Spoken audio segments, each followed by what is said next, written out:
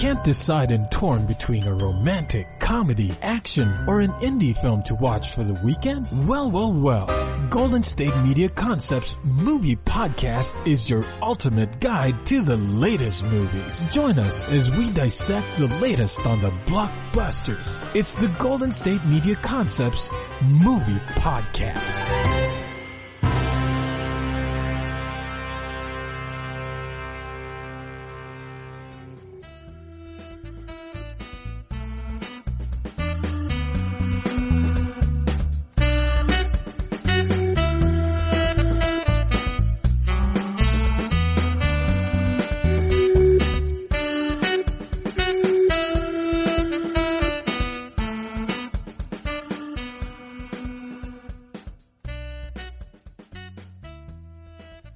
Thank you for tuning into the GSMC Movie Podcast, brought to you by the GSMC Podcast Network.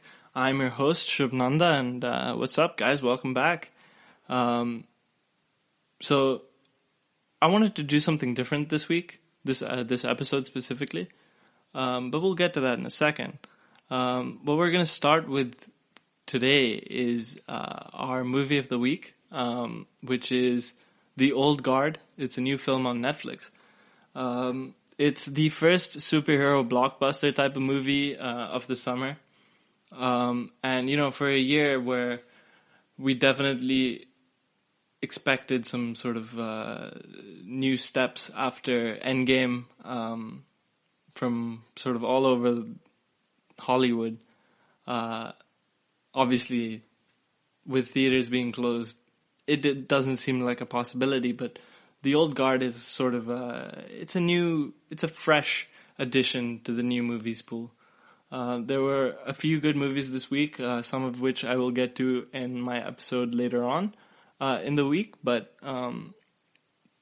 today's movie of the week is The Old Guard. Following that, and this is the interesting new sort of change that I was going to make. Now, while I know you guys like nothing more than to listen to me speaking into a mic for an hour, I wanted to change things up a little bit. And today we're going to be in discussion with my good friend Matthew Johnson. Now, Matthew is one of my friends from school. He goes to NYU with me. I met him in my freshman year. He's from LA, and I like to consider him one of my closest friends at college. He's going to be talking about his adoration for Disney films and his new podcast, A Filmmaker's History, where he goes through a sort of inspired by auteur theory, which he talks about in the episode. The progression of a filmmaker's history and how it's affected by both internal and external forces. He explains it much better than I do, so I'm going to let him do that later on in the episode. But we'll talk to him about not only his new podcast and his fascination with Disney films, but also our main segment for today's episode, both of our top 5 favorite high school films. So, without further ado, let's get into the movie of the week, The Old Guard. So this week's movie of the week is a new movie called The Old Guard. Now, with everything in lockdown and the potential for big budget superhero blockbusters, at least new ones, to be still quite far away from release, especially because, you know, a theatrical release is so important for them. This is sort of something that I've definitely been waiting for as a comic book movie fan. Here, Netflix has adapted a semi-famous comic series by the same name by the guy who wrote the script, Greg Rucka. The film The Old Guard is an opportunity to introduce this new squad of superheroes, I guess you could call them superheroes, that come straight from his graphic novel series, and are brought to life by director Gina Prince-Bythewood. They are set loose on this tech bro, big pharma CEO who somehow managed to stitch a hoodie on his suit and looks like a jerk because of it, and his private army.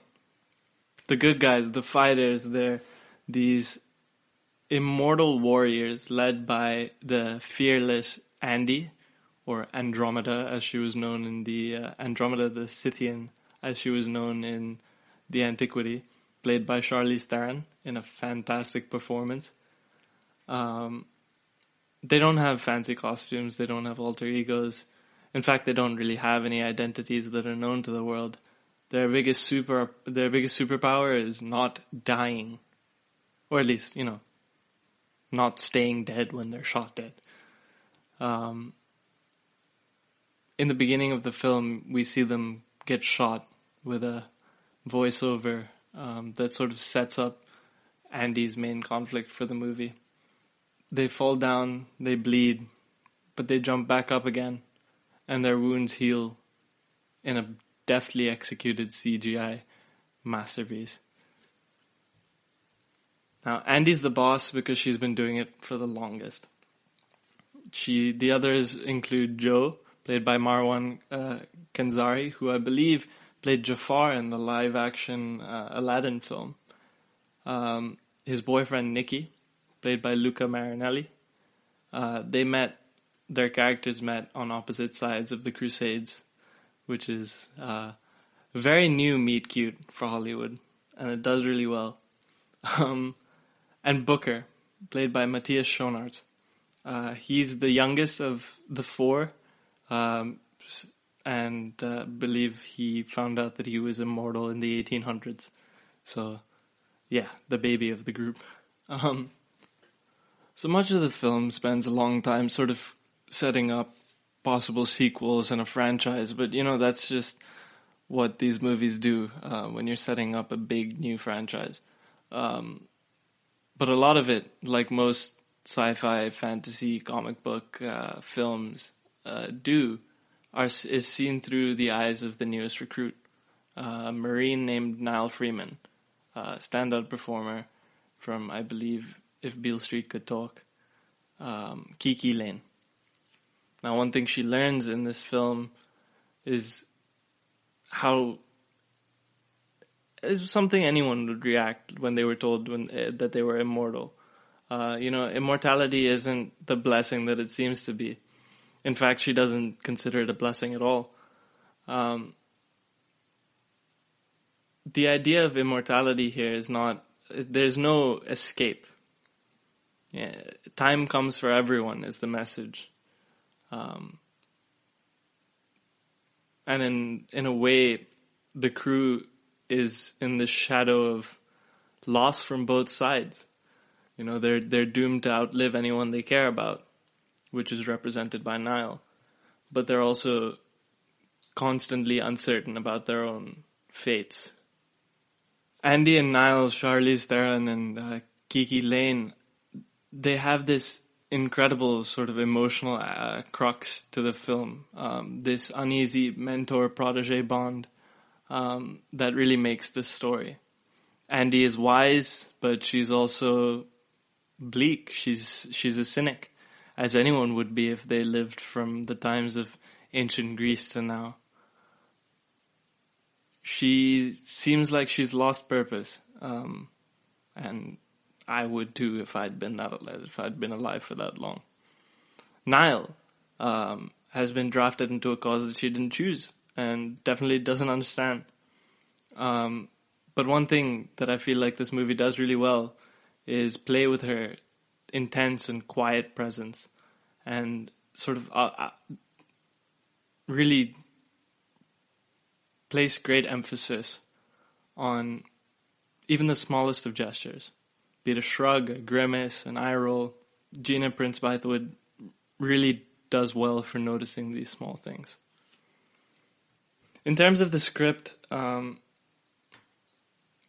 story is pretty standard. The audience, as I said, follows this new world through a new character who, like us, doesn't really understand what's going on. And the arc is mainly Niall's arc, accepting her role as a hero. That's contrasted again by, like I said, Andy's arc, who is trying to struggle with her purpose for doing things in the world. Now, this sort of structure should be familiar to most people, but the world that's been constructed is a fascinating one because it's something that we're not sort of rushed into. This film really takes its time in introducing us to the world, introducing us to the consequences of the actions of immortals, and introducing us to the philosophical implications of what it means to live for eternity, pretty much. And it does so with every single chance it can get. The world building is fantastic because everything in the setting, in the world of the story, is connected to the characters. Another standout from this film, and my Michael Jordan carrier of the film award definitely goes to Gina Prince-Bythewood for her directing. You know, it's definitely in her own stylistic image. You can see moments reflected in the way that they were in movies like Love and Basketball or Beyond the Lights. She really enjoys these scenes where her characters get all up in their feelings and they sort of invite you with stunning close-ups and long, lingering shots into their thoughts. And that really works because these characters are naturally introspective, which is a given considering the fact that they've been on the planet for so long. If I had more than 1,000 years of experience, I would definitely be thinking all the time. And that's something that the movie does really well. You know, these characters are written and created as if they have knowledge from millennia. You know, they don't feel like in other stories of immortality, characters that are stuck in the moment of now. These characters seem wiser and more jaded. You know, the film takes its time with these moments. We have patient, lingering shots that put the same sort of emphasis on moments like savoring a piece of baklava, but also high-packed action sequences where Charlize Theron's character is wielding both a gun and an axe.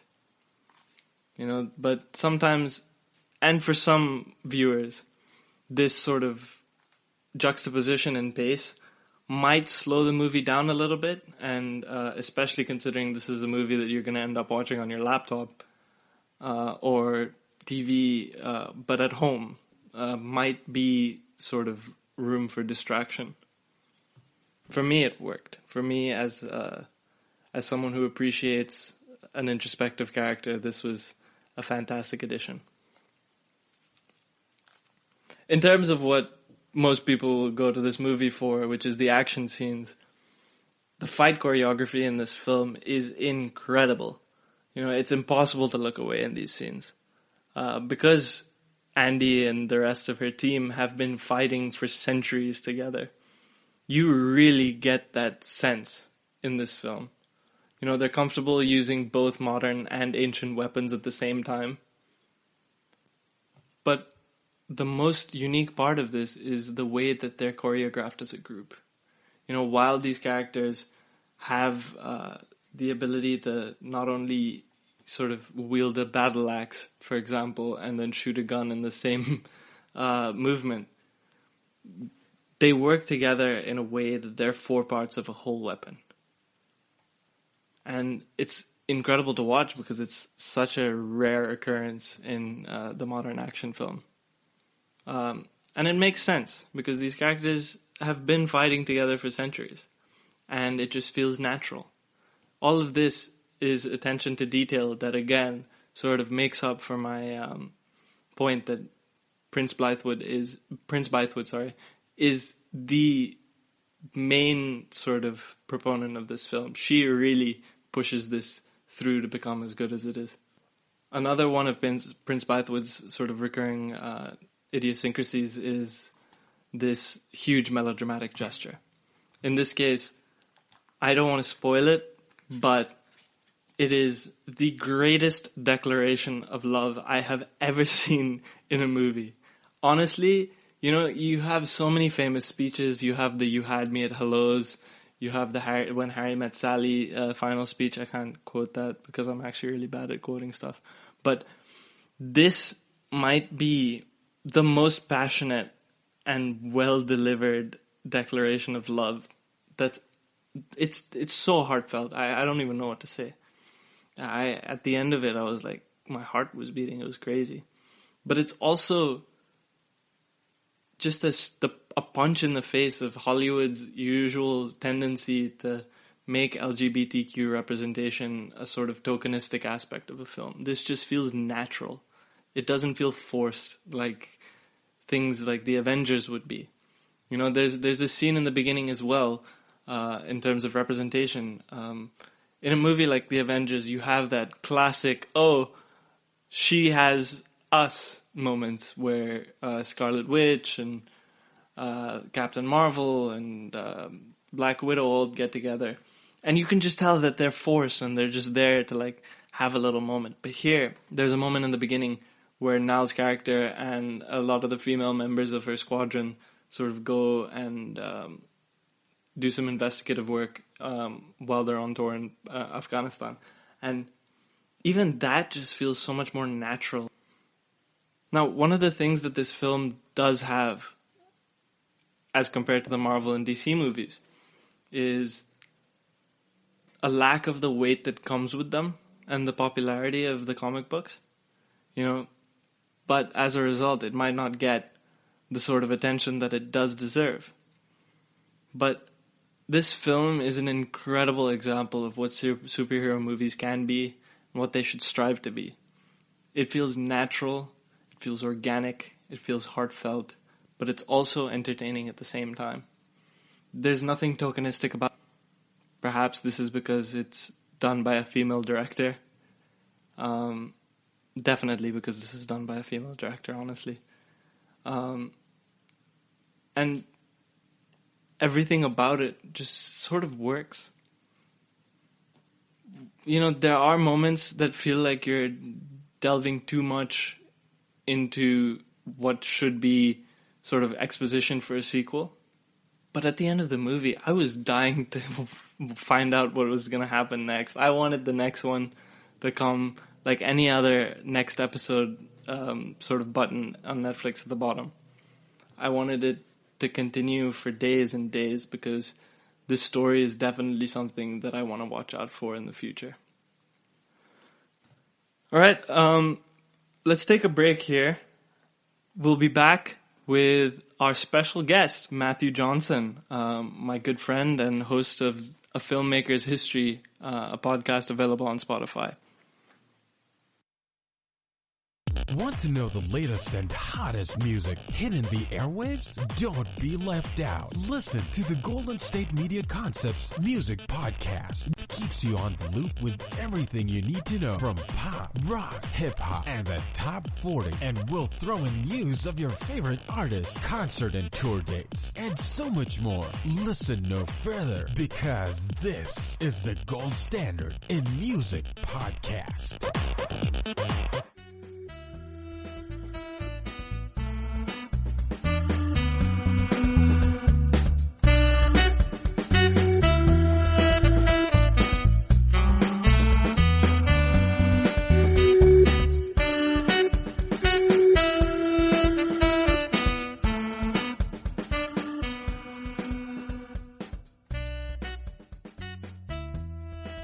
Welcome back. We just spoke about the old guard, and now we're going to head into my interview and conversation with my good friend Matthew Glenn Johnson. All right. Hi, Matt. Hey. Thank you for joining me. So I met Matthew in my first class in freshman year. It was a class about realism, not in terms of film. It was like a very individualized major. Interdisciplinary. It was like reality. Yeah, that's the one. Yeah. Welcome to the desert of the real. It was a Zizek quote. But we had that, and then next semester we had Media Moguls. Yeah, that was a much more film-based class. We spoke about 20th century Hollywood and that. And then second semester, sophomore year, is when we both rushed Delta Kappa Alpha, which is a film for gender inclusive film fraternity. Professional film fraternity. Fraternity, of course. Don't forget the professional. But welcome, Matt. I wanna use this to talk about a filmmaker's history. So, what's up? What's up with filmmaker's history? What's going on? Filmmaker's History is my podcast that I run on. It's sort of a media thing I just started called Caliburn Independent Media. Right, that's cool. Yeah, thank you. As of the recording of this episode, we have just released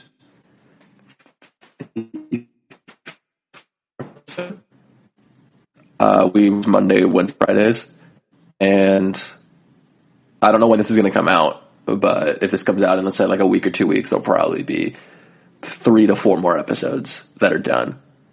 You, Shubh, have been on a few episodes. I have. The audience knows that. Been. By the time this comes out, I think my first episode might be out, the Bambi episode. Yeah. So that'll come out next exciting. Monday. Oh, okay. No, this will come out before. Okay. Well, so what inspired you to start this? I know next Monday. It'll come out tomorrow. What am I saying? Oh, okay. Then it'll be here on time. Yeah. What inspired you to start this? It's something I've actually been thinking about for a while. Just doing a show that's based on like a filmmaker. There's something in the film world called auteur theory, which I don't know how like film heavy or film literate your audience is. We're still trying to figure out our audience. Right. I'm still trying to figure out mine as well. Don't worry. Okay. So I'll explain it. It's this theory. I don't remember who came up with it. It was some French guy, I think. It's always a French guy. It usually is. And who said that like film, the director is the author of a film, and you can trace everything back to the director, and how you can look at themes and visuals and motifs and stuff like that throughout their movies to put them together. And I don't fully agree with that, and I kind of took it in a greater direction of like, sometimes as a director, this first season, it's the Walt Disney Animation Studios, so we're doing a studio as opposed to a filmmaker. Sometimes it could be a franchise. But it's basically just tracking a filmography, like doing each episode being a movie and then doing several like kind of look backs on 10 or 20 years as they pass to discuss how things change and how people like, if it's a filmmaker, let's say, like how their style changes over time or what they're talking about changes over time. How is that affected by the world? How is the world affected by that? So on and so forth. Wow, it sounds like you've pitched that to quite a few people. I haven't pitched it. I've just had to explain it to a few people. No, but it's honestly, it's a wonderful project. I am lucky to be a part of it. I've learned so much. I helped Matt with all the review episodes. So that means I watch pretty much everything. Which is actually You're not even halfway great. Done yet. No, not even That's close. The thing. We've just gone through 2 segments. We're still in the 70s. We just recorded, we're still in the 60s. We just recorded our, you and I just recorded the look back for like the late 40s films, but I just chronologically, I just finished recording, Sword in the Stone. So it'll be Jungle Book and the 50s and 60s. Right. So we still have, we're 30 films to go. You know, we're about to be halfway done. Yes. That's going to be exciting. But I mean, I don't know how you do it because see, before this, when Disney Plus first came out, Matthew watched every single Disney movie on Disney Plus and ranked them all on his famous letterbox. Now, Matthew, do us all the pleasure of explaining to us what your letterbox means to you.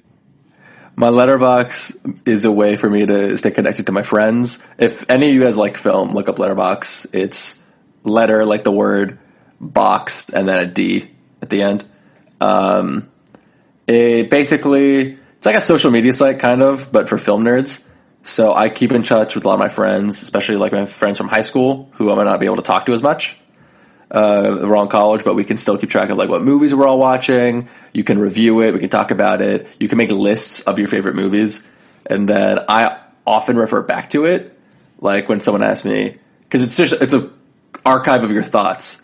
So if someone asks me, like, what's your favorite, like, blank movie? Like, what's your favorite animated movie? Or what's your favorite, like, you know, movie from France or something like that? I can think about it, and I think a lot of people find that their answers will change, but it's also like I have an archive of I can give you, like, the top 10 because it's archived in and I can sort, like, how I want to do it. And so I often find myself when people ask me, like, oh, can you rank these movies? I'll just refer back to my letterbox so I have a consistent answer. Right, and it works so that can change over time, but... And it works so well because, you know, Matthew and we were discussing this just now because there's a question that I want to start asking all of my guests. By the way, congratulations, Matthew. You're the first guest on this show for me. Thank you. Would not have anyone else. Oh, I'm touched. But I wanted to ask, and I wanted to make this a question that I ask every guest, is what is your favorite non-American film? Okay, so we talked about this beforehand. Yes. He specified, he doesn't explicitly mean non-American, he means non-English, like non-English language? Not necessarily, because there are films that I would consider part of this, like Delhi Belly. I spoke about Delhi Belly the other day. That's the majority of that film is in English, but I don't consider the only reason I say that is because my number one would be Shaun of the Dead, but that's British, and Shubh said that's cheating. Yeah. So I have a few films. I have a few films on my 9 out of 10s because I can't narrow it down to a single answer. All right, let's hear them. Murder by Bong Joon-ho. Mm-hmm. Memories of Murder, also by Bong Joon-ho. I Lost My Body. It's an animated film from last year. Parasite. The Passion of Joan of Arc, Roma, Metropolis, the old Fritz Lang movie, M, which is another Fritz Lang, then The 400 Blows, which, if anything's number one, it might be 400 Blows. Interesting. I have not seen that. I have no idea what that's about. Oh, I'm not done yet. Oof. Slow your roll, please. My Neighbor Totoro, maybe, of course. No, I'm going to cut it at the 9s. That's an 8. I'm going to cut it at the 9s. So I'm going to say Das Boot, and then I'm done. I'll cut it at that. Fantastic. Cut it at Das Boot. That is Matthew Johnson, resident film nerd. Okay, so tell me about some of these movies. So the 400, what was it that you said? The 400 Blows. The 400 Blows. Tell me about that. I've never heard that name before. I'm shocked you haven't heard it.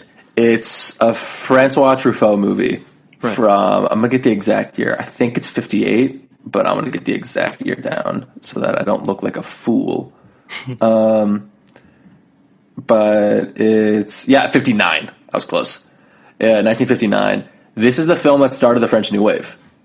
And it's the French New Wave. Anyone who doesn't know, was a film movement within France, specifically Paris, kind of, mostly just France, of films that dealt with urban life this is really where auteur theory kind of took off, was these young filmmakers who came in, were really stylized, had seen a bunch of movies. They actually looked to American movies, especially French movies, because French movies at the time were very, like, big budget, historical, like, let's go back to the Middle Ages and medieval times, like, let's do stuff like that, whereas American movies were, like, more fun, fast-paced. Hitchcock, even though he's British, was considered like an American filmmaker because he was in Hollywood. Yeah. So they wanted to make films more like that. So they made these like really touching, personal, but like everything you kind of like think about, like, because you have waves of this every once in a while. I think the most recent one being like the 90s. So think of like your Tarantino, Paul Thomas Anderson type, stuff like that. They were doing that in France. And it's just a coming-of-age story of this kid, which starts the new wave, which is probably like the most important film movement because that starts, New Hollywood in America, for example. And that gives us Scorsese, Spielberg, Lucas, Coppola, like all those guys. Look at that, a film history from Matthew Glenn Johnson, resident film nerd. Wow, our audience is treated today. Thank you for that. But yeah, no, okay, see, one of the reasons I can tell you that I haven't heard of this film is because I'm quite horribly versed with French New Wave and European cinema in general. That's one of the things that I hope to sort of not only bring to light for the audience, but myself through this journey. So 400 Blows, what's it about? Give us a sort of background. How did you get into it in the first place? I first watched this. I took a film studies class my freshman year of high school, and we had at the end of the year a big project on where we had to watch, like, we each got a country. We each picked a country and their genre or a movement within the country, and sort of did a presentation, including showing the film. So, like, my group, we were Britain. We did British comedy. So we showed Monty Python, The Holy Grail. A classic. But the group that was France, basically the group that's France pretty much always does the French New Wave. Even though, like, that's not the only movement in French history. I think, like, I actually like the cinema to look, but that doesn't get, like, a lot of people. It's like an 80s. It's like a Luc Besson sort of thing. Right. But, and 400 Blows is often shown. So that's how I first saw it in that class, was seeing 400 Blows. I loved it. I was like, this movie's incredible. And it's just about this kid in Paris. Urban decay is a very common theme in French New Wave films and New Hollywood films as well. And it's about, like, a kid in Paris who's, like, a juvenile delinquent. City's kind of falling apart around him. His parents are in, like, this awful marriage. He's just, like, skipping school, doing whatever. There's no real, like, plot to it. And then eventually he gets sent to, I think it's like juvie, sort of. And that's kind of just it. And you're kind of just following him. He's, like, kind of just moments in time of, like, him skipping this class, him bothering with his teacher, him, like, you know, seeing his parents. And you're basically just seeing, like, how Paris and how France has just, like, failed this child. Right. What's interesting is, while that film is ultimately the biggest, like, you know, it starts the French New Wave and it becomes one of the biggest movies in history, it has, like, 3 or 4 sequels that follow, what's the character's name? I can never remember this guy's name. But it follows him, like, throughout his life as he grows into, like, eventually just being a full-grown adult. It's like a cinematic universe for Boyhood, but in France. Antoine Douanel is the boy's name. Interesting. Yeah. But it's kind of like Boyhood, and you're just, like, tracking him. It's like him. First one's him as a kid, next one's like him as a teenager, next one's like him as a young adult. Eventually it's like him as like a middle-aged guy. Look at that. It's fantastic. So that brings me to my next question, Matthew. What would you say in as concise of an answer as possible is your history with film, and how do you think it brought you to where you are right now, studying what you are at college? My history with film, it has, like, several different beats to it. So I was very much an indoor kid.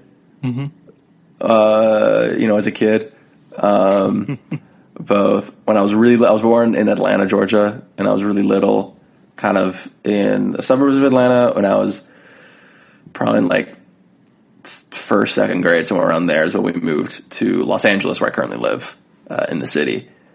And like I said, I was an indoor kid for the most part. So I pretty much grew up in front of the TV that we had, and we had, like, a VHS player. I remember when we got a VHS and DVD player, it was, like, a big deal. My parents were pretty behind on technology.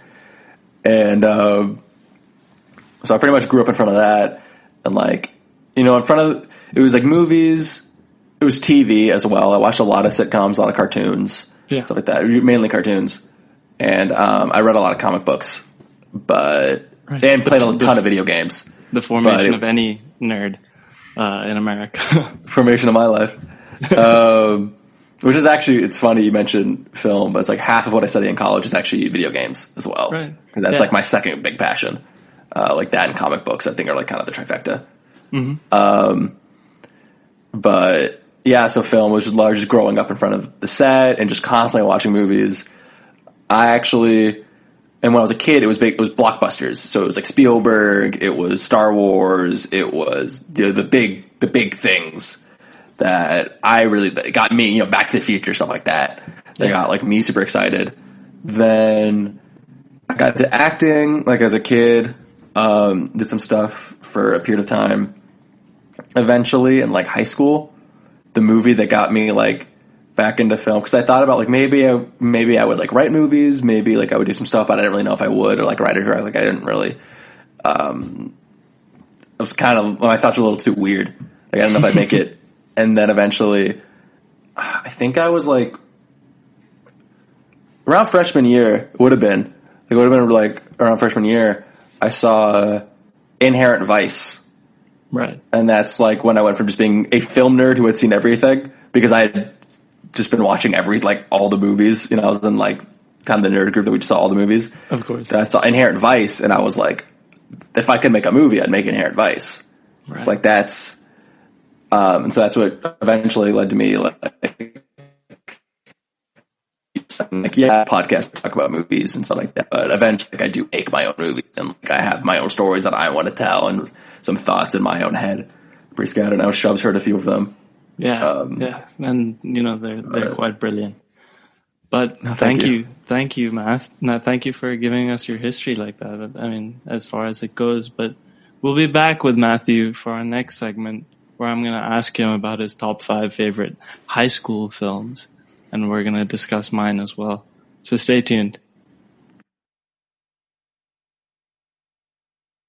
Tired of searching the vast jungle of podcasts? Now listen close and hear this out.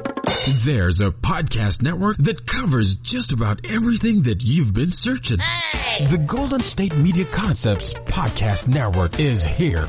Nothing less than a podcast bliss with endless hours of podcast coverage.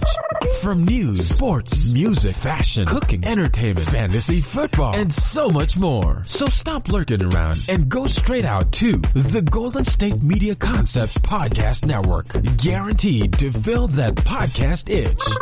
Whatever it may be. Visit us at www.gsmcpodcast.com. Follow us on Facebook and Twitter, and download us on iTunes, SoundCloud, and Google Play.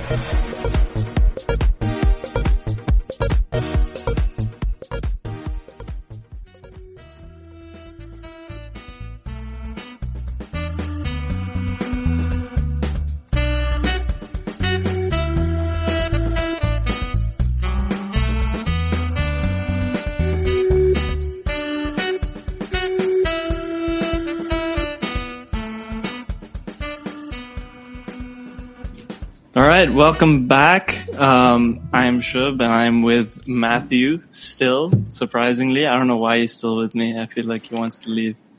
Do you, Matthew? I mean, spoiler, or peek behind the curtain for the audience, but we literally recorded the last episode like 10 minutes ago. Hasn't taken that much of my day, to be honest with you. So we're going to talk about... a week later. We're going to talk about something that I feel like we're both kind of passionate about, which is movies and their depiction of the high school experience. Mostly because, well, I don't know, I might be speaking for you, but I feel like I had to live mine through movies. I mean, I went to a private school in Los Angeles that was like pretty small, so it wasn't like the typical high school experience. Mm-hmm. So there were definitely like moments where, or like certain things that like I definitely picked up from movies, or that I assume happened because of movies, because we just didn't have a football team, for example, like with school. Oh, wow. So we didn't have football. We had a different sport. Yeah, we had football, the actual football, not what you guys have termed. We had football. soccer as well. Yeah, we'll talk about that another time. So I hear you have some honorable mentions. I have some of my own. I have some things to get out of the way. Yeah. Okay, please. First, I want to address there are certain high school movies I have not seen. We all have blind spots. I want to shout out the 2 that I have not seen that probably would have most people like top 5. Mm-hmm. I have not seen The Club, nor have I seen Fast Times at Ridgemont High. Both of those probably would have cracked it. And there's some other ones I haven't seen. Like I haven't seen Just One of the Guys. I haven't seen, I don't remember Bring It On or She's All That. Stuff like that. But, fair enough. Yeah, like I haven't seen Dazed and Confused. I haven't seen Bring It On either. Okay.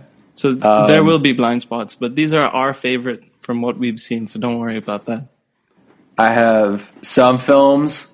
You asked me to do top 5 high school movies. There are films that have a high school or take place in a high school that I did not think fit up to the genre of high school film. Right. I want to address because they also would have cracked the top 5. Lady Bird, I don't consider a high school movie. Juno, I don't consider a high school movie. Interesting. Really, Juno, you don't consider a high school movie? I don't consider a high school movie. I don't think it fits the genre. If it is a high school movie, it's in my top 5. It's like probably my second or third. Mm-hmm. But I don't consider it a high school movie. Well, then we might have to reconsider some of my list because they're not entirely fitting of the genre, but they do take place in and about a high school. And my honorable mentions, I want to get out of the way because I do think these films warrant attention. Edge of 17. Yes. Is a great film. That's my honorary mention. Great film. Clueless. Fantastic. Pretty in Pink. Mm-hmm. I didn't really like Mean Girls, but I think it was just overhyped for me, and I need to watch it again with like a clear head. Oh, Mean Girls is a narrative goldmine. It's beautifully structured in terms of story. I think I just need to watch it again. It was just it's one of those films that like it was. I mean, I don't know how many times I had heard "You Go Glen Coco" or on Tuesdays, Wednesdays we wear pink. Wednesdays we wear pink. Wednesdays we wear pink. Mean Girls is definitely one of the defining high school films of our generation. Yeah. But that's probably what I need to see again. And I also just hate 10 Things I Hate About You. Fair I enough. just do not like that movie. Yeah, no, I watched it once. It wasn't, yeah. It's didn't age well. Let's just say. But that's a very important movie for a lot of people. Yes. So let's start with number 5, Matthew. What's on your number 5? Well, my number 5 is a film I thought you would have in your top 5, but apparently you haven't seen. Mm-hmm. Is Dazed and Confused. Yeah, no, Dazed and Confused. If you know me, that's definitely a movie that I feel like would be in my top 5 movies of all time. But I have not seen it. It's, for anyone who doesn't know, it's Richard Linklater, and I believe it's Linklater's directorial debut.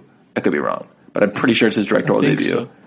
And it's about this like high school quarterback who it's the last day of school, and he's a junior who's like about to be a senior next year, and they're like, the number 1 football team in the state or something like that because it takes place in Texas. Richard Linklater is, I believe, from Austin, and so all his movies kind of take place in and around Austin, or a lot of them do at least.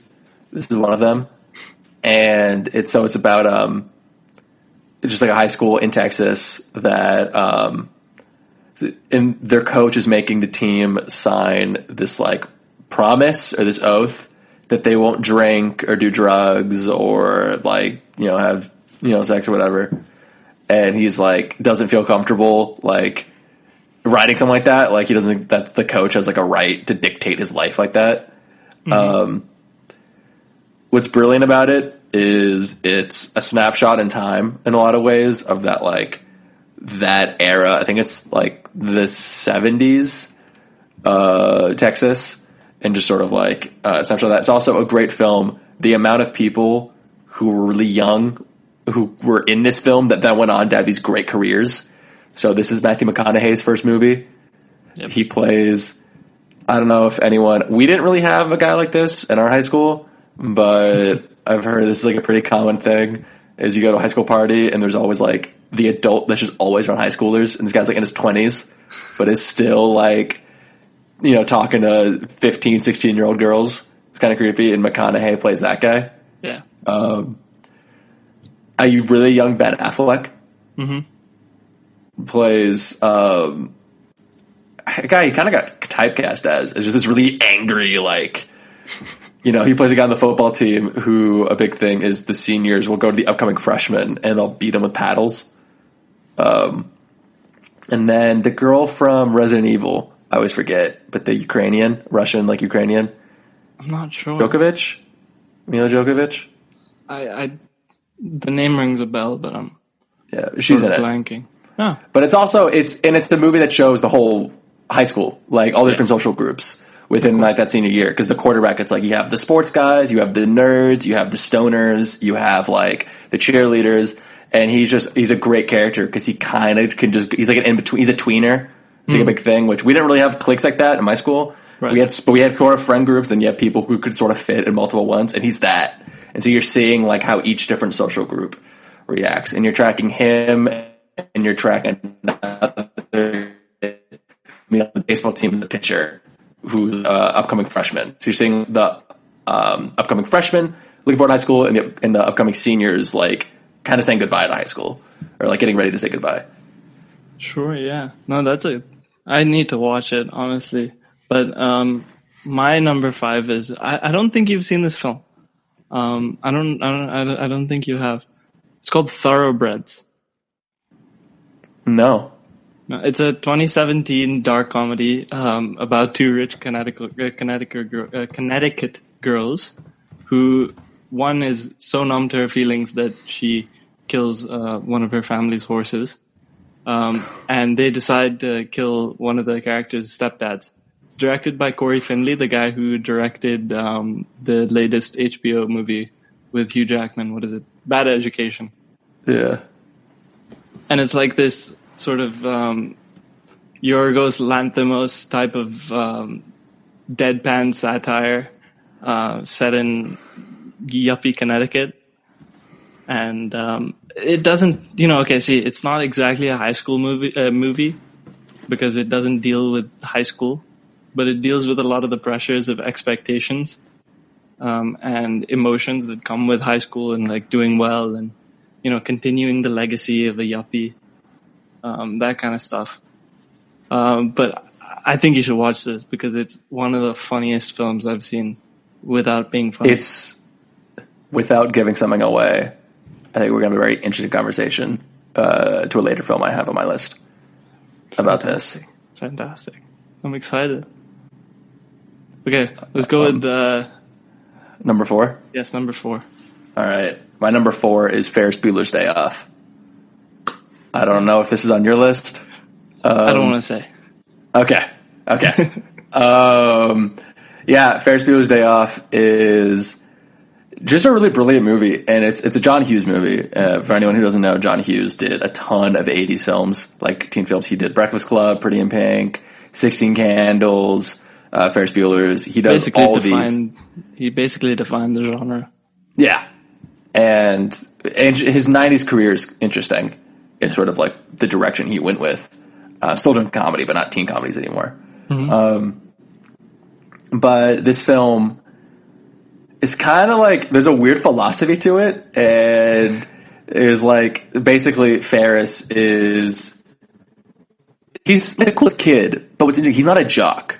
Like, he's just a cool kid. And it's not like he's a rich kid. It's not like he's a jock. It's just, he just has the charisma and people just want to be with him. Like, he's even said he doesn't have a car. Mm-hmm. Like, instead of buying a car, bought him a desktop computer. It's in the 80s. Yeah. So, like, that's kind of a nerdy thing to own, but it means he can, like, change his grades or change, like, his stuff. And basically he's just saying, it's this really great day. They're in Chicago, like, kind of outside Chicago. And, like, all John Hughes movies are. And he decides to just have a day off. And he gets his girlfriend Sloane, one of the top 80s girlfriends, by the way, which that could be another ranked list we do. It's her and Jennifer Parker from Back to the Future. Like, those are the two. And which I didn't put Back to the Future as a high school movie.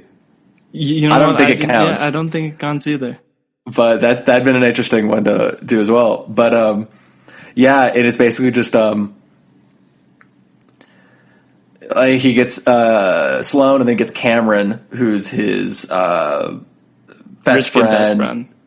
Rich kid also, but like kind of a wimp, like kind of a coward. Mm-hmm. The whole thing is he won't stand up to his dad, and Ferris worries for him because like he can't get girls, he can't stand up for himself, and he's worried like when he goes to college, there's a line Cameron's gonna marry the first girl that he gets with.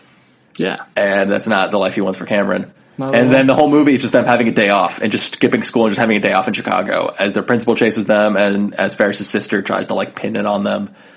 It's like, brilliant. I feel like this is what Phineas and Ferb was based on. Probably was. Yeah, I wouldn't be surprised. But honestly, it's one of the best, sort of most inspirational high school movies on my list. I will say it's not number one. I will say. Okay, I figured that. I think I know what your number one is, but we're not going to say no. But what I will say about Ferris Bueller is it did teach me a lot about sort of taking myself less seriously when I was in high school. I used to spend a lot of time just focused on all the nitty gritty and all that kind of stuff, and Ferris Bueller allowed me to take a day off. My number 4 is a movie called... Wait, I'm not done yet. Please. I have a little bit more to say, which is this established a lot of careers like the last one did, but real quick, this movie was so big. I have 2 examples, which is one, me and a few of my friends always talked about recreating the movie and doing like the LA equivalent of Ferris Bueller's Day Off, which we never got around to doing, but we always talked about doing. I still want to do all those things in one day, even without skipping school. I still want to do all those things in one day. And then 2 was I went to Sears Tower in Chicago. I think it's Sears Tower. It's like the big building. And I try to do the lean thing over the window. They do in the movie where they go to the tower and they just lean in so you can get the bird's eye view. Yeah. So many people had done that because of the movie that they had taken all the windows that had a view and they basically expanded them. So there's a glass floor and you're like a little like glass like walkway you can like go out on because they got tired of people pressing their face against the glass and like fogging up the windows with their breath. And that building has a ton of Ferris Bueller's merch. I have 2 Ferris Bueller t-shirts right now I got from there. Matthew Johnson, film nerd. My number 4 is Dope. The movie with Shameik Moore, directed by Rick Famuyiwa. This was one of my, I forgot to mention, but that was one of my honorable mentions. You know, it's a very interesting movie because it's an African American story, which a lot of these movies aren't. I was gonna say my list is overwhelmingly white. Yeah, yeah. I don't blame you. That's just Hollywood. Yeah. But what this film does is it's an honest account of what it's like growing up in LA, and it's an honest account of dealing with the pressures of trying to make it out. What I don't like about the film, though, is that it starts with a definition. It starts with the Webster's Dictionary definition of dope, which is like the worst way to start anything. Like when you start a speech with, the dictionary definition of, I just can't stand that. But the film sort of, rather than judging its characters for turning to crime, it targets the anger towards society. And it like, the message is sort of like even in like an unequal world, even a kid as bright as the main character, I think his name was Malcolm. The only way he has a chance of sort of succeeding is through not honest methods. Well, so it is Malcolm. Well, not entirely. The name was Malcolm. And it's a really interesting sort of like allegory they fit. Yeah. Because within the film, he's trying to go to Harvard. And to go to, I think, every Ivy League, I didn't apply to Harvard for college. I applied to Columbia. Right. And I know what it is for Columbia, was you meet with an alumni who's like kind of in your city or like around you. And this film, well, not only Los Angeles, it specifically takes place in Inglewood. I did not grow up in Inglewood. I actually know a lot of people who did. Right. So like I actually like I kind of know Inglewood a little bit. It's considered the most LA part that's technically not the city within sort of here. But the kind of thing is Harvard, which is hard to do when you're a black kid from a pretty rough neighborhood in Inglewood. And so he meets with an alumni who's a local businessman. And unknowingly, the reason called dope was, if I remember right, he messes up a drug deal. He does. That business guy had. He does. So the business guy's like, you have to move my drugs, and if you do that, I'll write the recommendation for you. Which is a really good analogy of how people often have to turn to crime for success. Yes. Like in dire circumstances. If you think of him as like the government in a way. Which is really smart. Exactly.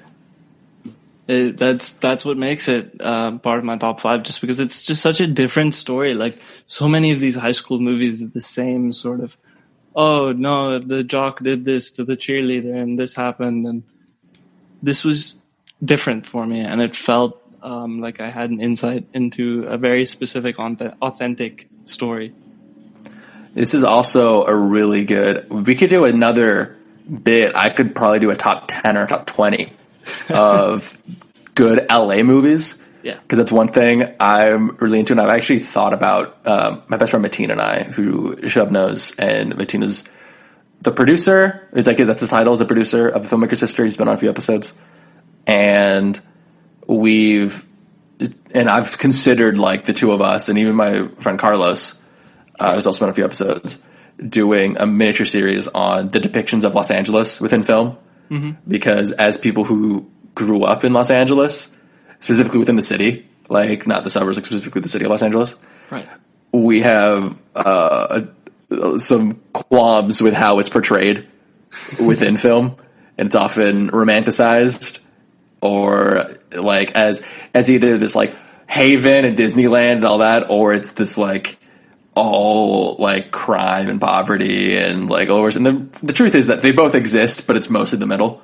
Yeah. And this is a really good LA movie.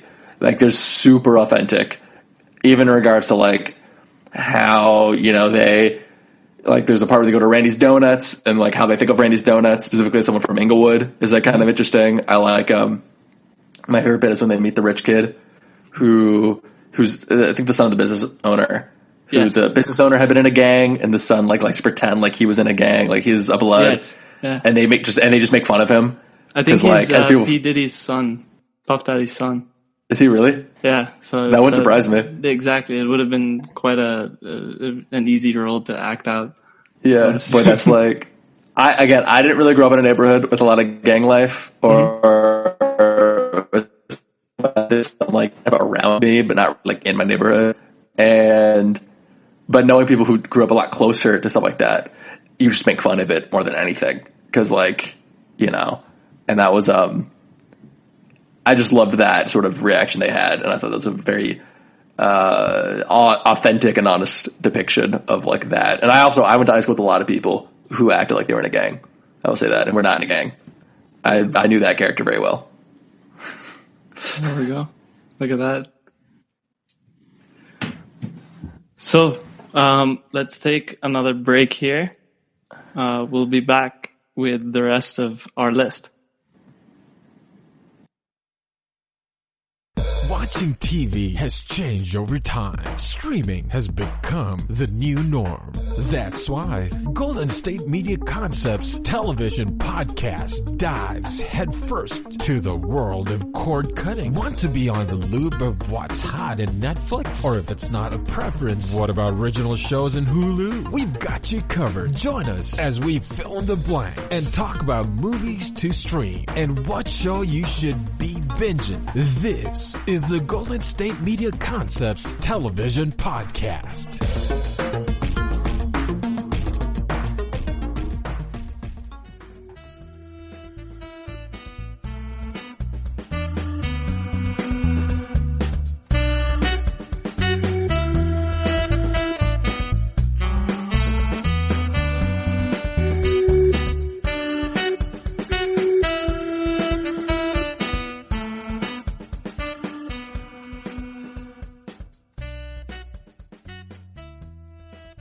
All right, and welcome back for the top 3 of our top 5s. Matthew, would you like to get started with number 3?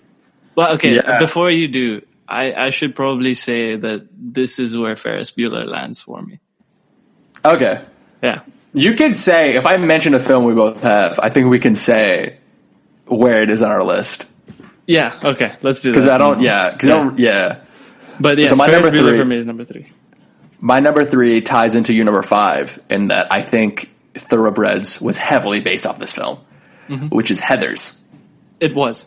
Okay. It really was. Yeah. I don't know. I think Thoroughbreds is like Heathers meets any Yorgos Lanthimos movie. It's very similar. Hey, I like Yorgos Lanthimos, and I clearly like Heathers. Yeah. Is Heathers in your top 5? No, it's not. Okay. So Heathers, for anyone who doesn't know, it's Winona Ryder and David Slater. Christian Slater. Christian Slater. It's an 80s movie. I think top 3 movies that couldn't really be made today. It's about Christian Slater as this like cool new kid who joins, and Winona Ryder playing, what's her name, Miranda? Veronica Sawyer, I believe. Veronica, yeah. Yes. She plays Veronica, who is is a yuppie, and her friends are the 3 cool kids. 2 of them blonde, 1 redhead. I kind of wish they got all 3 blondes because I thought that would fit the thing more. But that are all named Heather, and they're cool kids. But they're all like, one of them is just shy. The other 2 are just terrible people. And Slater is this new kid in the school. Is like kind of the bad boy, very much a Jack Nicholson type. And he joins the school, and Winona Ryder falls for him, and basically like they end up killing one of the Heathers by like feeding her bleach, and decide like this is how they're gonna like fix the school, is they're gonna kill the Heathers, like, and then they're gonna kill the guys. So they kill the Heathers, they kill the 2 jocks, they kill the other Heather. I don't think they killed the 3rd one. The one who was shy, who like kind of becomes a Heather. Veronica realizes she's becoming a Heather herself. Yeah. By the end of it, and Christian Slater's like put a bomb at the bottom of the school, and he's gonna just bomb everything up. And it's a really good satire piece, like a really funny. Again, it predates. Like, I don't think this movie could be made nowadays because of all like things of murders and shootings and the original plan, specifically like Columbine, and they were going to bomb the school and stuff like that. You cannot really make that movie today. It would be highly insensitive, but it's a really good satire piece, and it's a really good dark comedy. And I was made to a musical fairly recently on Broadway. Yeah. That would be interesting to watch. Just add some music to the most sort of bleak dark comedy of what the 90s. Well, but it's really cheery. That's the thing. Like, it's super bright visually, and all the characters are like super cheery about it, except like Veronica and whatever Christian Slater's name, JD. Yeah, except JD. Them. But yeah, I love that movie. So, is anything you have to say about Ferris Bueller? Or do you want to go to your number 2?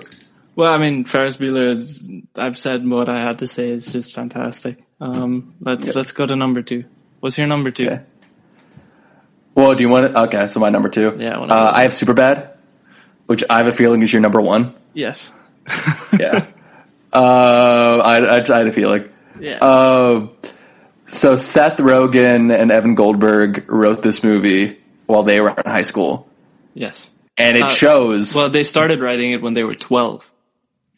Is that true? Yes, they started writing it when they were 12. God. It started as a series of sketches, and, as they sort of grew up, as Seth started working with Judd Apatow a little bit, it sort of started developing.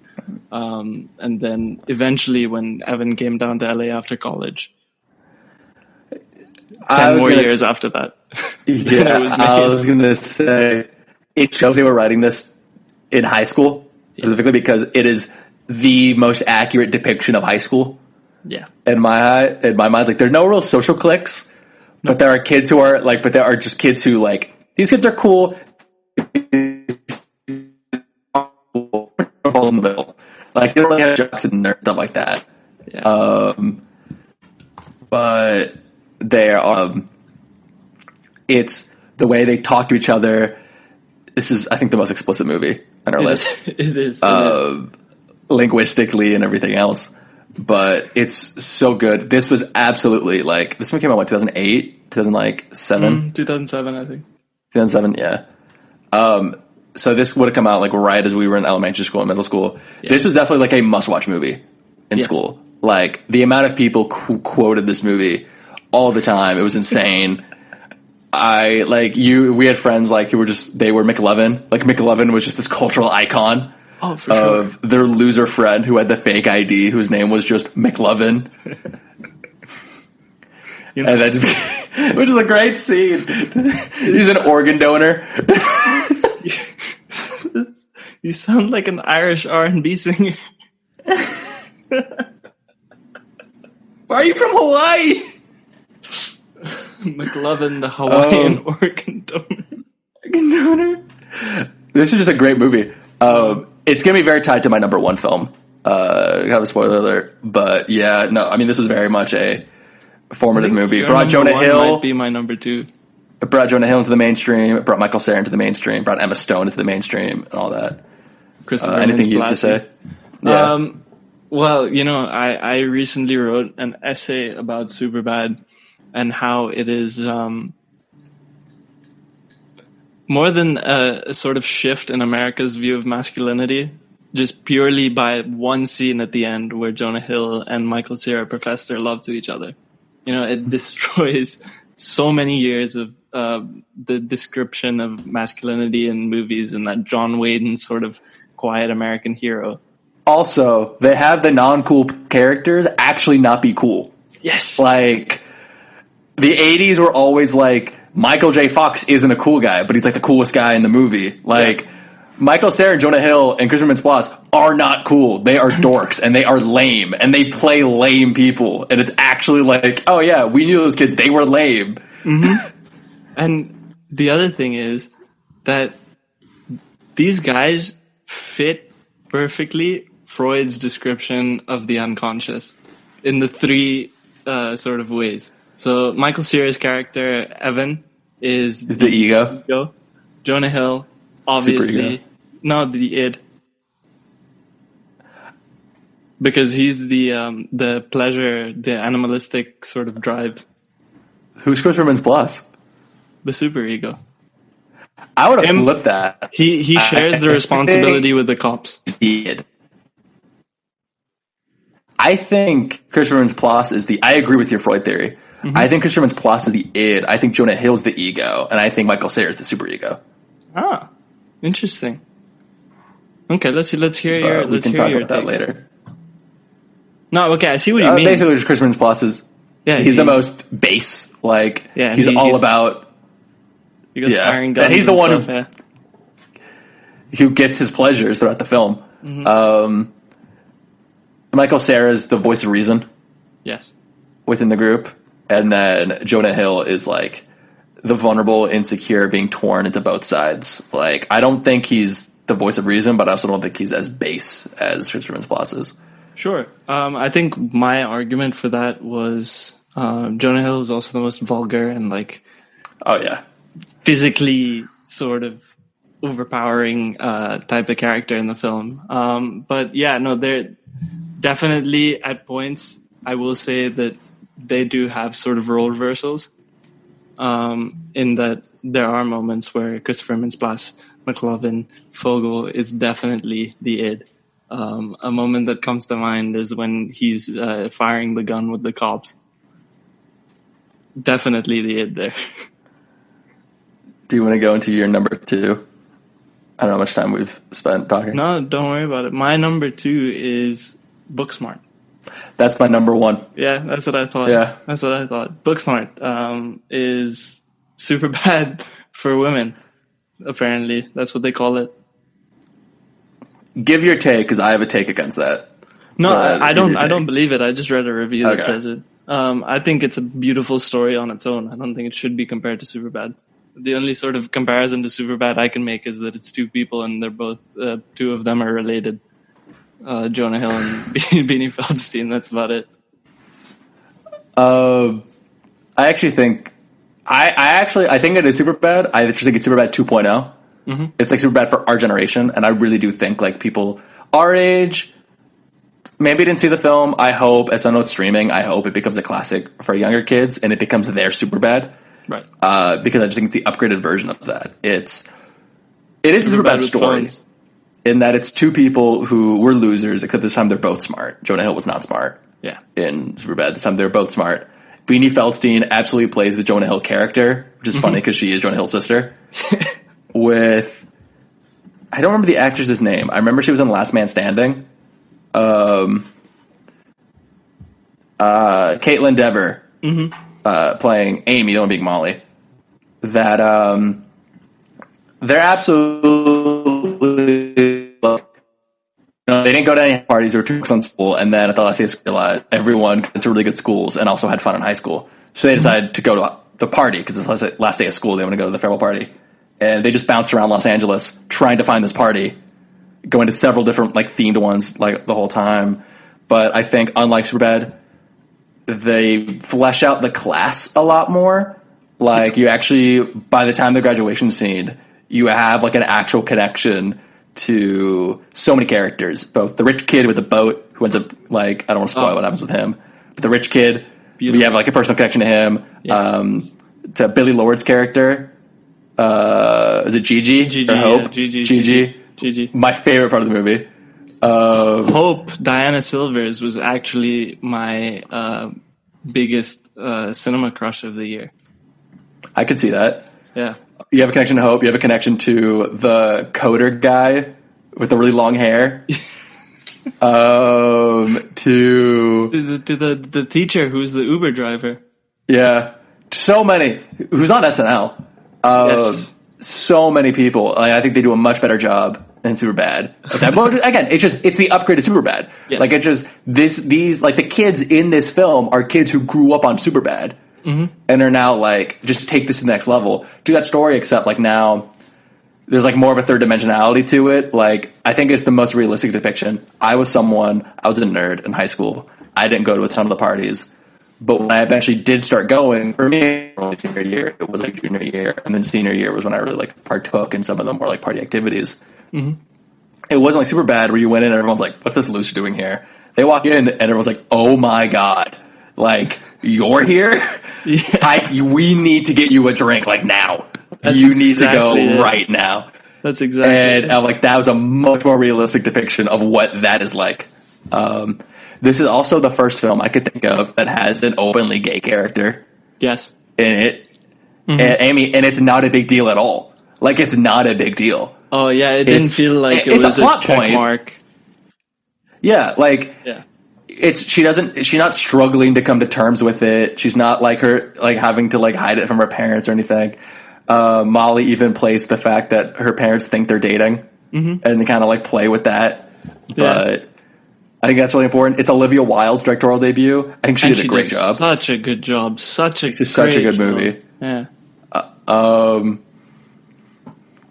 think this was marketed as women's Superbad, and I actually think that hurt it because I think it's a very different film. It's much more stylized, too. We should say that. This is a much more stylized movie. Much more. Than Superbad is. And honestly, I think it might be better. It's just, I put Superbad at number one because of its emotional meaning to me. I mean, that's a very personal movie for you, myself, both of us, and I think everyone our age. Exactly. Like, that was just definitely a movie we had to grow up with. Superbad it didn't only just show me what I was sort of missing out on, because I also didn't go to many parties as a kid. But it also, like, it sort of, I've spoken about this before on the podcast as well. I feel like Superbad sort of showed me what I was heading into before I came to America. Obviously, America is not like Superbad, and I came to learn that. But it caught me up on a lot of the references. It allowed my sort of assimilation process to smooth over a little bit easier. Because having known you freshman year, that makes a lot of sense. But yeah, no, it was a framework of reference for me to be able to connect with people, like especially in film school when you go up to people and they're like, "Oh, what's your favorite movie?" and everyone's sort of spouting a Jean-Luc Godard movie. And you're the only one that says Superbad. People tend to remember. I say Forrest Gump, which I think has become like a lame answer now, but I think that's the best movie ever made. Forrest Gump is. It is. Forrest Gump is another one of the movies that I listed as my movies that helped me understand American culture before I came. I don't know how long this segment's run for. I have no idea either. I should probably check. It's perfect. It's about half an hour. But okay. So before we close it off, is there a high school movie you feel like needs to be made? So there's one. I don't want to go too into detail of it because I don't want anyone to take it. But there's a script I'm working on that is a high school movie. Interesting. That would probably, if I were to make a movie, probably be my first one. It's about, in many ways, Booksmart, by the way, in the same way as Dope, great LA movie, very accurate LA movie. Yeah. But I had one I was gonna I'm writing right now. I'm kind of in the early stages of that I've been thinking about for a while, of sort of a coming of age high school film. It would take place over the summer of teenagers in the San Fernando Valley. And I have like an amalgamation of myself and some of my friends as 4 guys. Some parts aren't myself, like the 4 guys in this would be like working class guys, working families in the San Fernando Valley, scholarship kids, like, great private school, and are now just like having a summer like together, right. Throughout it, which isn't exactly my experience with it. I knew those kids, but I was not really one of those kids. Uh-huh. But because I think, one of the things that was just more location, in that it ties into what I said about LA movies. I wanted to make a movie that accurately depicts the Valley, because we're either really rich people, that's it, pretty much the coolest. We're just really rich suburban people, and that's not the Valley at all. We're still in the city. This is still an urban area. We're like Queens. Like, go to Queens and go to the Valley. It's the same thing. So basically just want to make a version of that, of just 4 high school kids, having a good time, over the summer, getting to know each other, and then one's ego death in a way. Interesting. Which is very Booksmart, Superbad-ish. Indeed. Well, on that note, good luck with that, Matthew. I hope to read the script very, very soon. If you need any help, please let me know. Of course. And thank you so much for doing this with me. This was a genuine blast. I'm glad to see that. I'm glad to hear that. I had a lot of fun. Thank you for listening to the GSMC Movie Podcast, brought to you by the GSMC Podcast Network. If you enjoyed the show, please subscribe to us on Apple Podcasts, leave us a review. You can find us on Facebook at GSMC Movie Podcast, or you can find us on Twitter at GSMC_movies.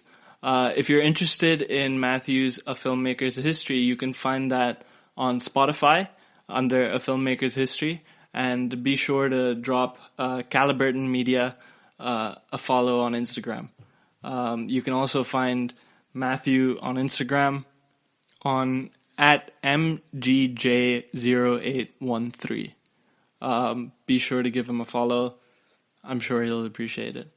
Thank you for listening. This has been Shubh Nanda, and as always, stay classy, San Diego.